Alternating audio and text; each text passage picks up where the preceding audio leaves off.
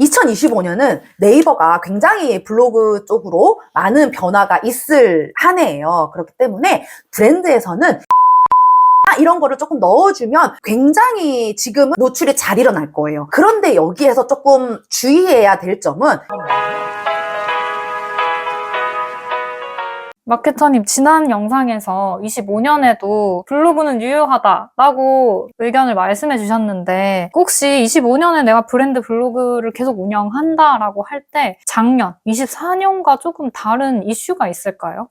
있어요. 많이 있고, 그러니까 2024년에서 25년 넘어가면서 네이버 서비스 자체가 굉장히 많이 변했거든요. 그래서 그 이야기를 드리려고 합니다. 이거는 브랜드 블로그에서도 굉장히 중요한 이슈고요. 블로그를 그냥 운영하는 블로거 분들도 조금 알면 좋은 내용이 될 겁니다. 자, 첫 번째로는 네이버에서 포스트와 모두 서비스가 종료가 됩니다. 자, 네이버 포스트라는 건 2025년 4월 23일에 종료가 공식적으로 되고요. 6월 26일에는 모두라는 무료 홈페이지 서비스까지 종료가 될 예정이에요. 옛날에는 포스트라는 게 인스타그램이 막 커가면서 짧은 사진에 뭔가 이 스마트폰 봤을 때의 기준으로 이렇게 글을 보이게 하는 거를 하기 위해서 그 인스타그램의 대항마로 이 포스트가 나왔는데, 이 스마트 에디터라는 게 2.0으로 이제 업데이트가 되면서 사실 블로그 글을 써도 우리가 모바일 버전에서 보는 화면이 좀 예쁘게 이제 잘 나오잖아요. 그러니까 포스트랑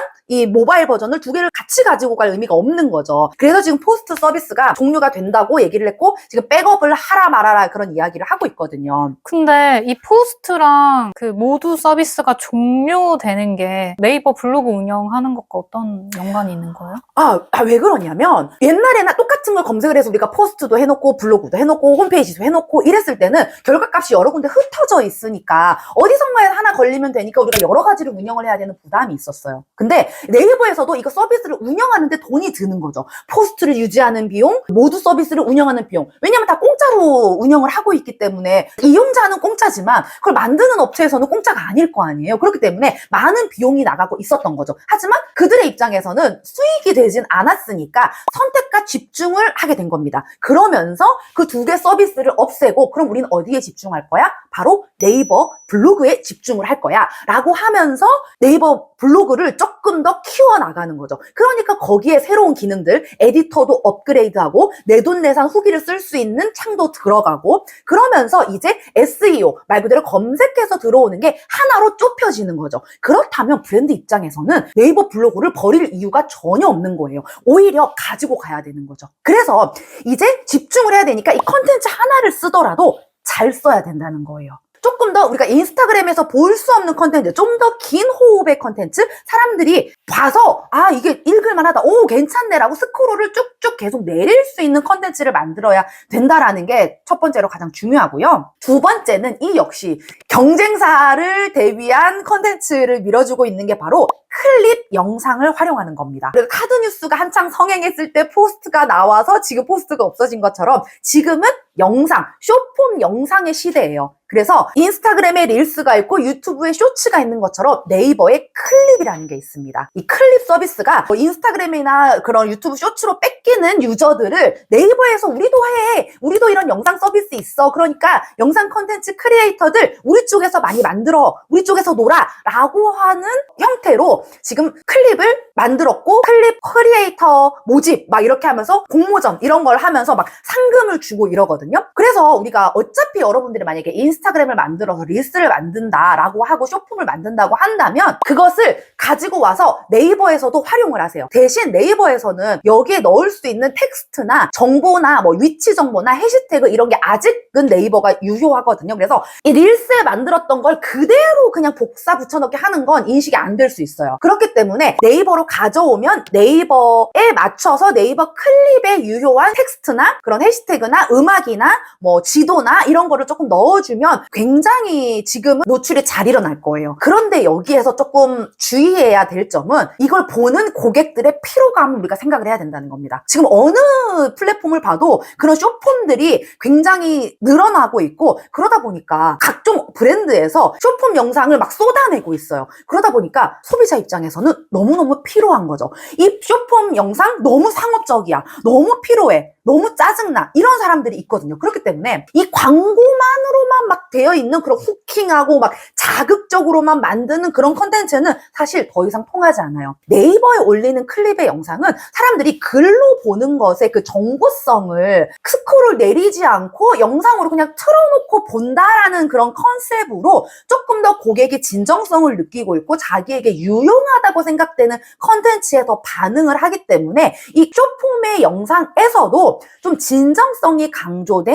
영상을 사용을 해서 실제 경험을 담는다던가 브랜드의 진솔한 이야기를 담는 것이 더욱더 효과적인 영상이 될 겁니다. 이 클립이 네이버 우리가 글 하나로 같이 쳐주거든요. 그러니까 우리가 똑같은 내용을 발행을 할 때 클립을 하나를 만들어서 발행을 하고 또 글로 된 컨텐츠를 하나를 발행을 하면 이거는 두 개로 봐지는 거예요. 그래서 뭔가 원소스 멀티 유즈를 할 수 있는 하나의 대본으로 두 개의 컨텐츠를 만들어서 사용을 할 수 있기 때문에 조금 쇼폼을 잘 활용을 하시면 좋고요. 마지막으로 세 번째는 우리가 이제 브랜드 블로그에서 생각을 해야 될 점은 세부 키워드, 초개인화된 콘텐츠의 시대이기 때문에 세부 키워드의 힘을 믿으셔야 된다는 겁니다. 사람들이 상위 노출을 하고 막 큰 키워드, 강남 맛집, 제주도 가볼 만한 거고 막 이런 키워드에 우리 브랜드가 노출되기를 원해요. 첫 페이지에 노출되기를 원하죠. 하지만 이제 네이버 시스템도 AI, 초개인화 알고리즘에 따라 달라지기 때문에 모든 사람이 똑같은 키워드를 검색한다고 했을 때 똑같은 검색 결과가 안 나온다는 거예요. 그렇다면 여기서도 중요한 건 초개인화, 나에게 딱 맞춤인 정보를 보기를 원하는 거죠. 그렇다면 컨텐츠를 제작하는 사람의 입장에서도 대한민국 전체를 대상으로 상위 노출 이 키워드를 대상으로 보게 하는 컨텐츠가 아니라 조금 더 디테일하게 들어가야 된다는 거예요. 그래서 제목이 굉장히 구체적이어야 되고, 여기서 좋은 점은 옛날에는 무조건 상위 노출만 생각을 한다면 블로그가 오래되고 뭔가 지수가 높고 활성화가 오래된 잘 되어 있는 계정에만 컨텐츠가 노출된다라고 했었는데, 지금은 그것을 없애기 위해서 스마트 블록이라는 걸 만들었어요. 여기서는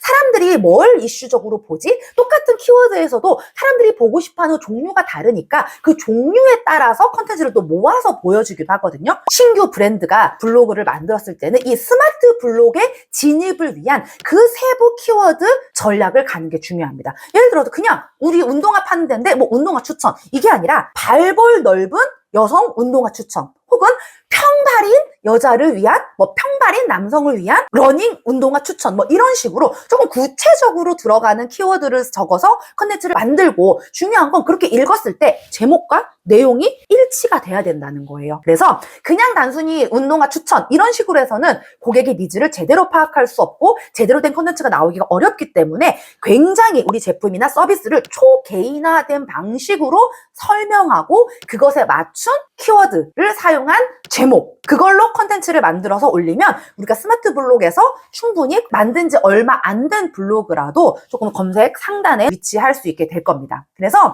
2025년은 네이버가 굉장히 블로그 쪽으로 많은 변화가 있을 한 해예요. 그렇기 때문에 브랜드에서는 이 변화의 시기를 좀 잘 흐름을 타서 전략을 잘 세우면 우리도 정말 블로그로 우리 브랜드의 성장을 잘 이끌 수 있는 한 해가 될 수 있기 때문에 디테일한 전략을 잘 짜보시길 바랍니다.